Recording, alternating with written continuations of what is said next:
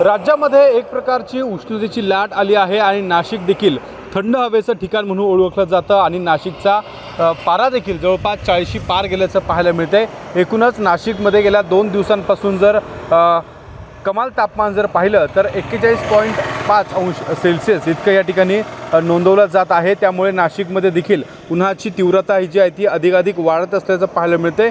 मागच्या 10 दिवसांपासून देखील जवळपास 40 ते 41 अंश सेल्सिअस इतकं तापमान जे आहे ते स्थिरावल्याचं पाहायला मिळते। कमाल तापमानाने देखील उसळी घेतली असून काल देखील नाशिकमधलं जे तापमान आहे ते जवळपास 41.5 अंश इतके नोंदवण्यात आलेले होतं। दरम्यान सध्या तापमान यंदाच्या हंगामातील सर्वात उच्चांक गाठत असल्याचं पाहायला मिळतं आहे। या तापमानामध्ये आपण जर पाहिलं तर नाशिकमधल्या रस्त्यांवर देखील कोणीही पाहायला मिळत नाही, संपूर्णतः शुकशुकाट पाहायला मिळतोय। संपूर्ण नाशिक शहर हे निर्मनुष्य आहेत का अशा पद्धतीचा हा परिसर पाहायला मिळतोय।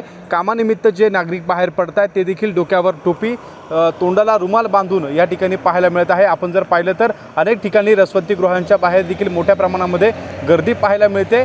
दुचाकी स्वार देखील जैती झाडांच्या सावलीचा आसरा घेताना आपल्याला पाहायला मिळत आहे। एकूणच नाशिकमध्ये देखील मोठ्या प्रमाणात उष्णता ही वाढत असल्याचं एकूणच पाहायला मिळते। उन्हाची तीव्रता ही अधिकच वाढताना दिसून येते आणि संपूर्ण नाशिकमध्ये यंदाचं जे तापमान आहे ते सरासरी 40शी पार गेल्याचं पाहायला मिळते। 41.5 अंश सेल्सिअस इतकं जे तापमान आहे ते जवळपास 2 दिवसांपासून नोंदवल्याचं आपल्याला पाहायला मिळत आहे।